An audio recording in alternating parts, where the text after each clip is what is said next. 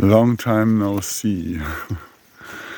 Yeah, we had a kind of a quiet time.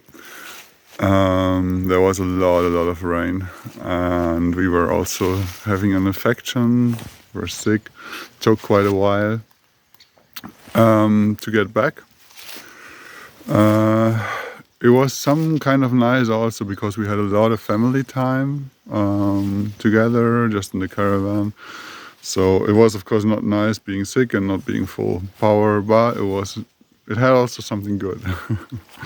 Now Laura and the kids flew to Germany, so I have some time here to work on the farm. I'm excited about it, and yeah, we did stuff like we relocated the kids' space, so the trampoline flew off, and we bent it back and put it into a new place. I'll show it later, and made some balancing act thing and a sand pit.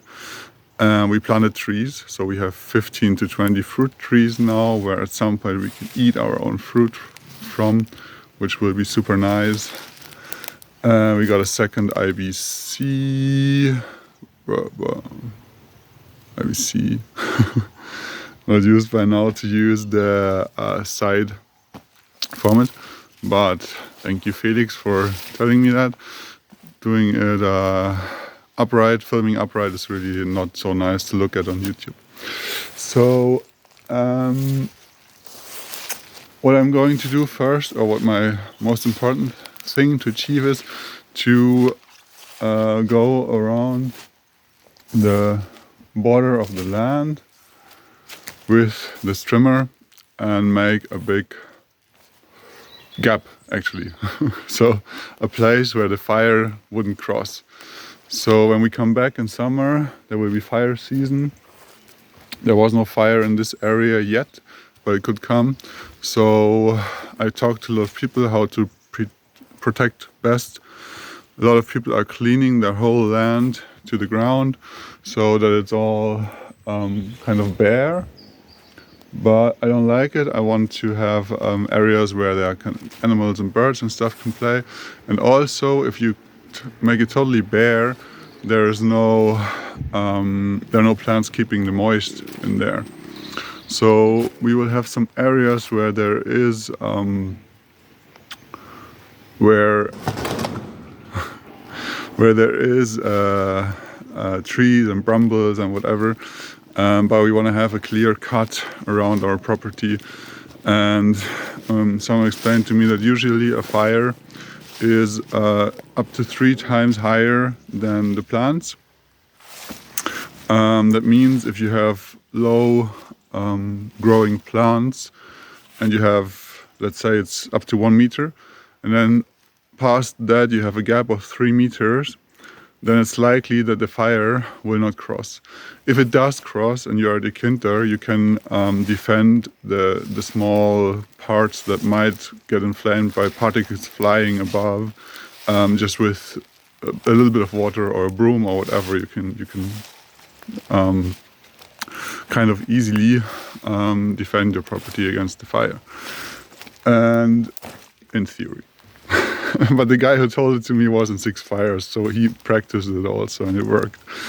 Also, you can go as close as the fire is high. So if it's 3 meter high, you can go 3 meter in without it being too hot. I mean, you have to keep a distance of 3 meter where you can work and do stuff. He just recommended to get a mask for the fume that is coming up to so that you can still breathe. So that's the plan. I'm gonna use this beauty. The only machine that we bought so far, which is with gasoline. It has different discs.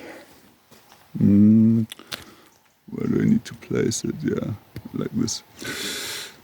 So I bought this one. That's a really strong wire. Usually it comes with this one, but that's not really of use here because it will just rip. This one is a lot stronger. You use this head. And then there are different blades. I had this one for cutting kind of little, bigger, stronger branches. This one is really nice. Also this one for making,